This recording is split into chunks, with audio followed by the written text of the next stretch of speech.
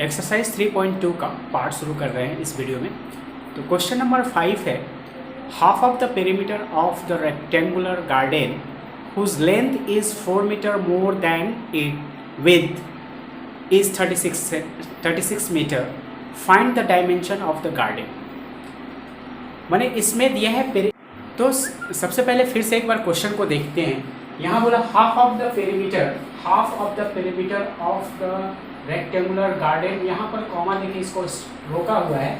उसके बाद बोला whose length is 4 metre more than its width, उसके बाद लिखा है इज 36 मीटर।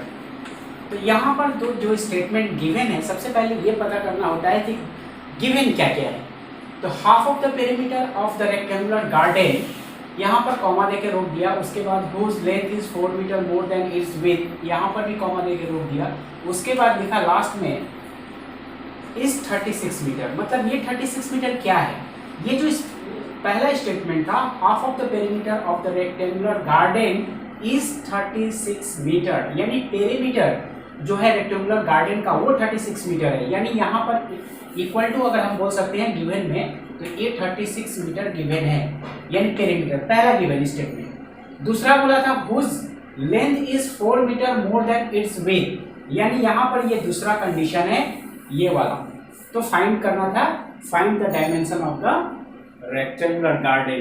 तो ये पहले सबसे पहले पता करना होता है कि गिवन क्या है। गिवन पहला नंबर 1 कंडीशन है, ये दूसरा नंबर कंडीशन है। ये दो कंडीशन से ये दो इक्वेशन फॉर्म होगा। तो सबसे पहले हम लोग स्टार्ट करेंगे। गिवन तो देख लीजिए गिवन क्या है और क्या फाइंड करना है। तो सबसे पहले हम एक फिगर ड्रॉ करेंगे जो एक रेक्टेंगुलर गार्डन, इसको मानकर चलेंगे, रेक्टेंगल ड्रॉ करेंगे और इसको हम लोग मानकर चलेंगे कि ये एक रेक्टेंगुलर गार्डन है। तो ये अगर रेक्टेंगुलर गार्डन है तो इसका लेंथ और ब्रेथ क्या है पता नहीं है, तो इसको लेट करेंगे। जो लेंथ अगर x मीटर को लेट करेंगे और इसको विड्थ को y मीटर लेट कर लेंगे। तो लेंथ और विड्थ अगर हम लेट कर लेते हैं तो according to the first condition पहले लेट कर लेंगे। Let x and x metre and y metre be the length and breadth BRE, breadth of the rectangular garden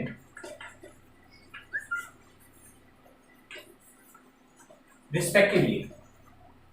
ये लेट कर लेंगे। पहले दो वेरिएबल हम यहाँ पर पहले लेट करेंगे, x एंड y। ये जैसे ही वेरिएबल लेट कर लेंगे तो पहला कंडीशन को फॉलो करेंगे। पहला कंडीशन है half of the perimeter of the rectangular garden.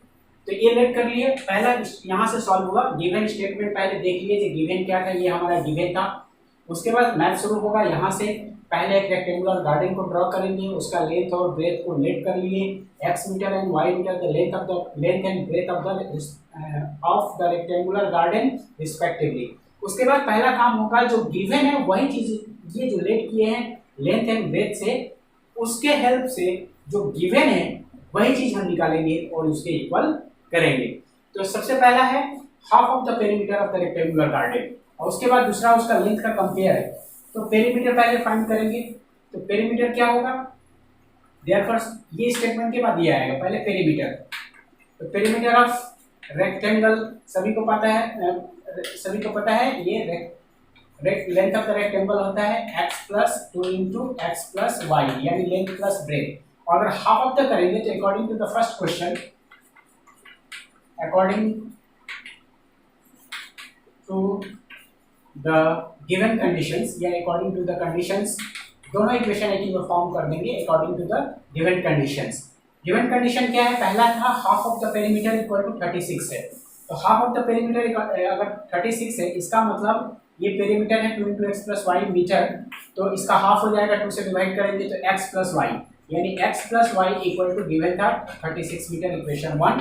And second equation हो जाएगा जो उसका लेंथ और ब्रेथ का जो कंपेरिजन था, वो length is 4 metre more than its width. ये जो लेंथ है ये 4 मीटर मोर है, 4 metre more than its width. तो ये 4 ज्यादा है, तो ये दोनों आपस में इक्वल कैसे होगा, इसमें अगर हम 4 ऐड कर देते हैं तो दोनों आपस में इक्वल हो जाएगा।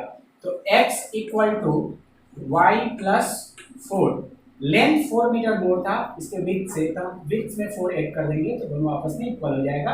ये हमारा होगा इक्वेशन 2। ये तो इक्वेशन फॉर्मेशन हो गया। अब इसको ग्राफिकली सॉल्व करना है। तो ग्राफिकली सॉल्व करने के लिए क्या करेंगे, हम लोग वही जैसे हम लोग सीखे हैं इसके पहले एक्सरसाइज 3.1 में भी सीखे हैं, एक्सरसाइज 3.2 में इसके पिछले पार्ट में सीखे थे। फिर भी हम यहाँ पर एक स्टार्ट कुछ स्टेप्स को यहाँ पर दिखा दे रहे हैं। तो फ्रॉम इक्वेशन 1 लेकर चलेंगे। फ्रॉम इक्वेशन 1 होगा x प्लस वाई इक्वल 36, तो y इक्वल टू हो जाएगा 36 माइनस एक्स, और यहाँ पर x का एक वैल्यू पुट करेंगे, करस्पॉन्डिंग y का वैल्यू देगा। x का कोई भी वैल्यू पुट करते हैं, अगर x का वैल्यू 10 पुट करते हैं तो 36 माइनस 10 26 हो जाएगा। अगर 15 पुट कर देते हैं x का वैल्यू तो 15 माइनस हो जाएगा, तो ये आ जाएगा 21। अगर हम यहाँ 20 पुट कर देते हैं तो माइनस हो जाएगा, ये आ जाएगा 16। इस तरह से इक्वेशन 1 सिमिलरली फ्रॉम इक्वेशन 2 से सॉल्व करेंगे। फ्रॉम इक्वेशन 2 से भी सॉल्व वैसा ही करेंगे। तो यहाँ पर देगा y इक्वल टू निकालेंगे तो x माइनस 4, यानी डायरेक्ट लिखेंगे y इक्वल टू ये 4 इधर आ जाएगा x माइनस 4। यहाँ पर ये भी टेबल तैयार करेंगे, x का वैल्यू पुट करेंगे, करस्पॉन्डिंग एक y का वैल्यू देगा। x का वैल्यू पुट किए, x का वैल्यू पुट कर दिया 10, तो y का वैल्यू दे देगा 10 माइनस 4 यानी 6। x का वैल्यू पुट कर दिया 15, तो y का वैल्यू देगा 15 माइनस 4 11। यहाँ पर 20 पुट कर दिए तो y का वैल्यू देगा 20 माइनस 4 यानी 16। इसके बाद ग्राफ पेपर पर इसको प्लॉट करेंगे। तो नेक्स्ट स्टेप क्या है, ये हमारा ग्राफ पेपर होगा। इस तरह से हम मार्किंग कर लेंगे, करने के ग्राफ पेपर एक तैयार कर लेंगे। ग्राफ पेपर तैयार करने के बाद पहले इक्वेशन 1 का वैल्यू को पुट करेंगे। इक्वेशन 1 का जो वैल्यू है 10 26, ये हमारा दो कोऑर्डिनेट पॉइंट्स है, ये दोनों कोऑर्डिनेट पॉइंट्स के ऊपर इसके ऊपर प्लॉट करेंगे। तो 10 26 यानी x का वैल्यू 10 और 26 y का वैल्यू, ये y का वैल्यू वहीं से ऊपर काउंट होगा, और y का वैल्यू 26 तो वहाँ आएगा, ये 25 है, ये होगा हमारा 26। तो x का वैल्यू और y का वैल्यू ये हमारा आ गया, ये पॉइंट होगा 10 26 का पॉइंट। उसके बाद दूसरा पॉइंट है 15 21 का 15, और ये 21 का पॉइंट, और ये हमारा 15 तो ये हो जाएगा 15 21 का पॉइंट्स, और इसको गोल कर देंगे, हम राउंड करेंगे 20 और 26। उसके बाद 20x का वैल्यू, और फिर आ रहा है 16 20 एंड 16 ये y का वैल्यू यहाँ है 16, और x का वैल्यू 20, ये हमारा एक पॉइंट होगा, यानी 20 16 का पॉइंट। इसके बाद ये तीनों पॉइंट को स्ट्रेट लाइन एक स्केल रखकर इसको मिलाते हुए लाइन ड्रॉ करेंगे। ये हमारा एक फर्स्ट इक्वेशन का ग्राफ होगा, और सेकंड इक्वेशन का सिमिलरली वैसे ही पुट करेंगे। सिमिलरली हम लोग सेकंड इक्वेशन का पॉइंट्स का जो कोऑर्डिनेट पॉइंट्स है उसको पुट इस पर ग्राफ पेपर पर पुट करेंगे। 10 6 का पॉइंट ये आएगा, 15 11 का पॉइंट ये आएगा, 20 एंड 16 का पॉइंट ये आएगा, और ये तीनों पॉइंट को स्केल रखकर मिलाते हुए एक स्ट्रेट लाइन ड्रॉ करेंगे, और ये होगा सेकंड इक्वेशन का ग्राफ। और दोनों का देखेंगे पॉइंट ऑफ इंटरसेक्शन क्या है। दोनों स्ट्रेट लाइन एक दूसरे को इस पॉइंट पर काट रहे हैं, उस पॉइंट का नाम ये ए, यानी पॉइंट ऑफ इंटरसेक्शन जो पॉइंट है वो ए है, और ए का जो कोऑर्डिनेट पॉइंट्स है उसको देख लेंगे। ए का जो कोऑर्डिनेट पॉइंट्स जो मिला है, ए का जो कोऑर्डिनेट पॉइंट्स है 20 16, यानी पॉइंट ऑफ इंटरसेक्शन है इसका, point of intersection of the two straight lines जो था वो है 20 16 कोऑर्डिनेट पॉइंट्स है। देयरफॉर सॉल्यूशन इसका होगा x equal to 20 and y equal to 16। x को क्या लेट किए थे, length of the rectangular garden, और y था breadth of the rectangular garden. इस तरह से हमारा डायमेंशन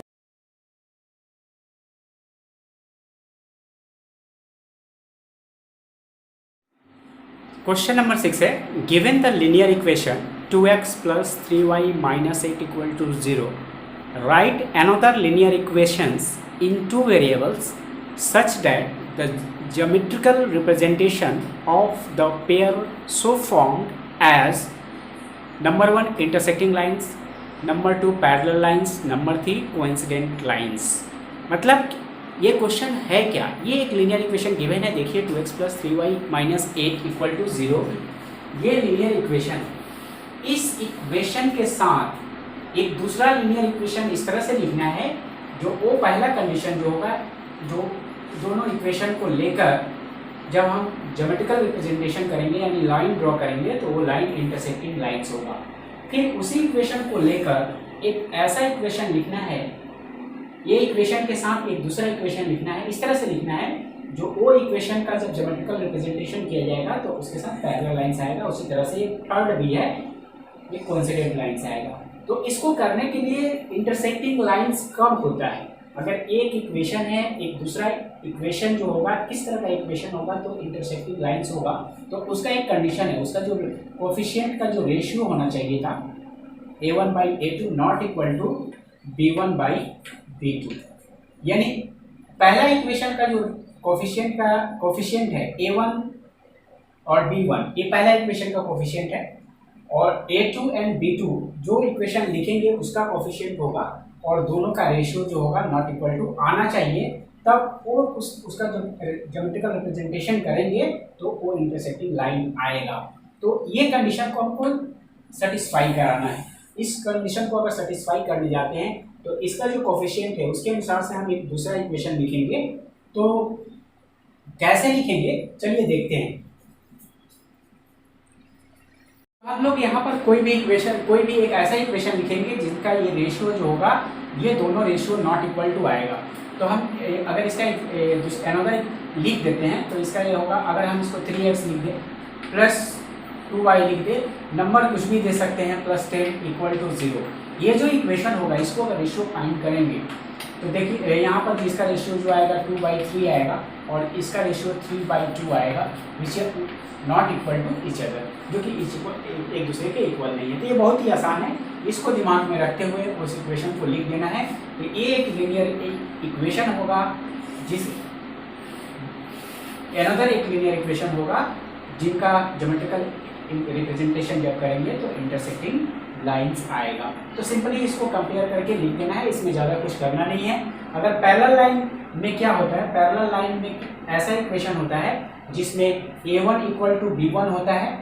अगर पैरेलल लाइन का बात करें तो a1 equal to b1 but not equal to c1/c2, यानी जो कांस्टेंट वैल्यू होता है उनका रेशियो इन दोनों के इक्वल नहीं होता है।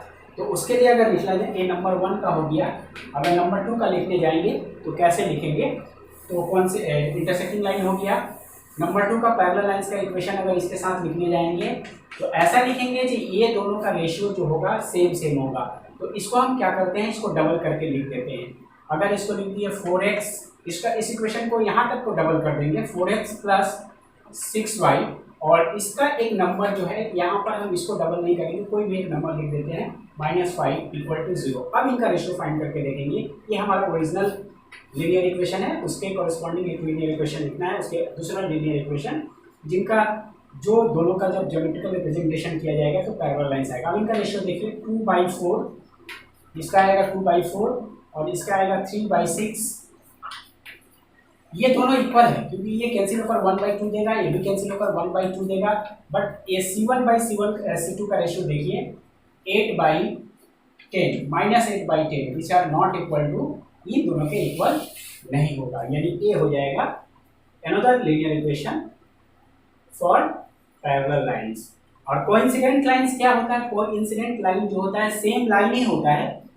तो उस इक्वेशन को हम लोग क्या करेंगे कि जो इक्वेशन है उसको डबल कर सकते हैं, उस इक्वेशन को हाफ करके लिख सकते हैं, इस इक्वेशन को 3 टाइम्स करके लिख सकते हैं, मतलब उसी इक्वेशन को मल्टीप्लाई करके बड़ा फॉर्म कर दीजिए। तो थर्ड नंबर का जो अनदर इक्वेशन लिखेंगे इसी इक्वेशन को मल्टीप्लाई करके बड़ा करके लिख देते हैं। अगर हम 3 से मल्टीप्लाई कर दें तो क्या आएगा, 6x आ जाएगा प्लस 9y आ जाएगा -24 इक्वल टू 0। अब इनका जो रेशियो करेंगे तो सबका रेशियो देखिए 1/3 आएगा, इसका भी 1/3 आएगा, इसका भी आएगा 1/3, मैंने रिड्यूस होने के बाद, और ये आपस में तीनों इक्वल हो जाएगा। उस केस में ये तीनों A1/A2, B1/B2 और C1/C2 जब इक्वल हो जाता है तब उस केस में वो इंसिडेंट लाइंस का और इक्वेशन होता है।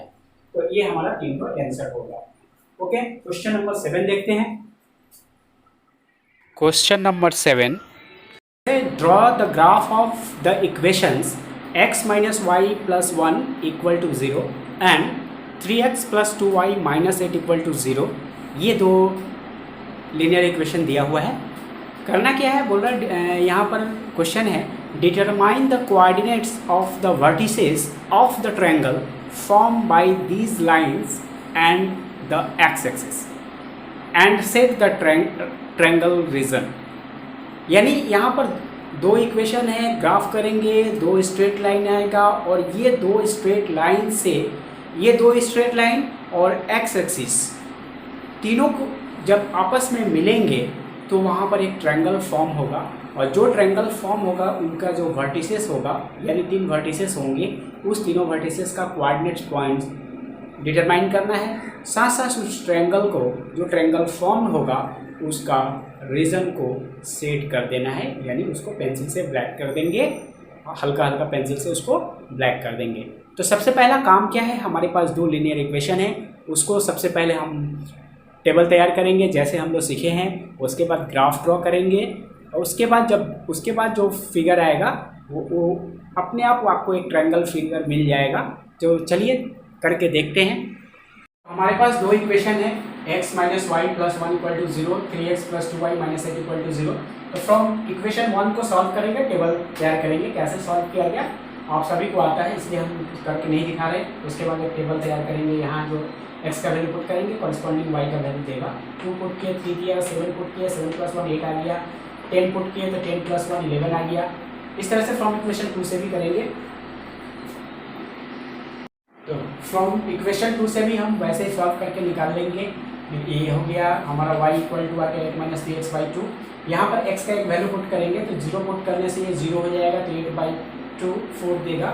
2 पुट करेंगे तो 6, 8 - 6 यानी 2/2 यानी 1 आ जाएगा। 4 पुट करेंगे तो -12 हो जाएगा, 8 - 12 -4 डिवाइडेड बाई 2 -2 देगा। ये हमारे पास टेबल तैयार हो गया है। इसके बाद हम लोग ग्राफ करेंगे। तो ये हमारा ग्राफ पेपर रेडी है। तो इस पेपर पर इसको पहले इक्वेशन 1 को प्लॉट करेंगे। पहला वैल्यू है 2 और 3, तो x का वैल्यू 2 एंड y का वैल्यू यहीं से ऊपर प्लस में जाएगा और 3 यहाँ पर आएगा, ये 2 3 होगा, 2 3 पॉइंट, ये पॉइंट हमारा 2 3 का। 7 8 ये बीच में 7x का वैल्यू 7 और y का वैल्यू यहाँ से आएगा 8, ये y का वैल्यू काउंट होगा 7 8, 2 पॉइंट हो गया। थर्ड पॉइंट से 10 11 10 और 11 का पॉइंट आएगा यहाँ से, ये हाइट में आएगा 11 का पॉइंट और ये है x का 10। तो ये हमारा 3 पॉइंट्स मिल गया। ये तीनों को एक स्ट्रेट लाइन से एक स्केल रखकर मिलाते हुए एक स्ट्रेट लाइन ड्रॉ करेंगे। ये हमारा मिल गया स्ट्रेट लाइन। ये इक्वेशन 1 का हो गया, इसलिए यहाँ पर इक्वेशन का नाम लिख देंगे। सेकंड इक्वेशन है हमारा x का वैल्यू एंड y का वैल्यू 0 एंड 4, x का वैल्यू 0 यहाँ ओरिजिन पर ही होगा और y का वैल्यू +4, ये आएगा ये पॉइंट, ये हो गया हमारा 0 4 का पॉइंट। सेकंड वैल्यू है 2 1, ये 2 और y का वैल्यू 1 आएगा यहाँ पर, यानी ये 2 1 का पॉइंट है। और उसके बाद 4 - 2, x का वैल्यू 4 और -2 का वैल्यू होगा नीचे, तो x4 और y का वैल्यू -2 यहाँ पर आएगा, ये -2 का है, तो ये आ गया 4 -2 का पॉइंट। एक स्ट्रेट लाइन में ये तीनों पॉइंट को मिलाते हुए एक स्ट्रेट लाइन ड्रॉ करेंगे। ये तीनों पॉइंट से मिलता हुआ एक स्ट्रेट लाइन हो गया, एक सेकंड इक्वेशन का ग्राफ हो गया। अब ये देखना है जो ये दोनों स्ट्रेट लाइन जहाँ पर x एक्सिस को कट कर रहे हैं, यहाँ पर x एक्सिस को कट कर रहा है ये स्ट्रेट लाइन, और दूसरा स्ट्रेट लाइन x एक्सिस को यहाँ पर कट कर रहा है, ये कट कर रहा है और यहाँ पर ये कट कर रहा है। तो एक्चुअल में ये जो ग्राफ पेपर पर जब करेंगे तो एक्यूरेट पॉइंट पर वो कट करेगा, एक्यूरेट पॉइंट पर आपको दिखाई देगा। यहाँ पर एक्यूरेट नहीं दिखाई दे रहा है, लेकिन फिर भी ये पॉइंट मान के चलिए ये 2 है और ये पॉइंट जो है 1 है, यानी ये जो ट्रायंगल होगा, ये पॉइंट हमारा ट्रायंगल का ए होगा, ये बी होगा और ये सी होगा। तो एबीसी ट्रायंगल तो ड्रॉ हो गया। इसको क्या करेंगे, सेट कर देंगे, ये हमारा सेटेड ट्रायंगल होगा और साथ साथ इसका वर्टिसेस हमको लिखना है। तो वर्टिसेस तो triangle form bye triangle form हुआ, तो फॉर्म ट्रायंगल जो है हमारा फॉर्म ट्रायंगल है एबीसी, और एबीसी का वर्टिसेस जो है उनका वर्टिसेस पॉइंट लिखना है। वर्टिसेस ऑफ ट्रायंगल एबीसी जो है, पहला ए का पॉइंट का होगा, ए है 2, वाई का वैल्यू 2 और एक्स का वैल्यू 1, यानी वर्टिसेस जो है ए है 1 और 2। फिर बी है, बी पॉइंट कहाँ कट किया है, बी कट किया -1 एक्स का वैल्यू और -x का वैल्यू है 1 और y का वैल्यू 0 है। -1 और y का वैल्यू यहाँ पर 0 है। यहाँ पर देखेंगे तो x का वैल्यू +3 है और y का वैल्यू यहाँ पर 0 है। ये हमारा b वर्टिसेस था और ये अब आएगा यहाँ पर c वर्टिसेस। c जो वर्टिसेस होगा उसका होगा 3 0, इस तरह से फाइंड करना है। ये हमारा क्वेश्चन नंबर 6 है। तो इस तरह से एक्सरसाइज 3.2 यही शेष होता है, खत्म होता है। Thank you very much.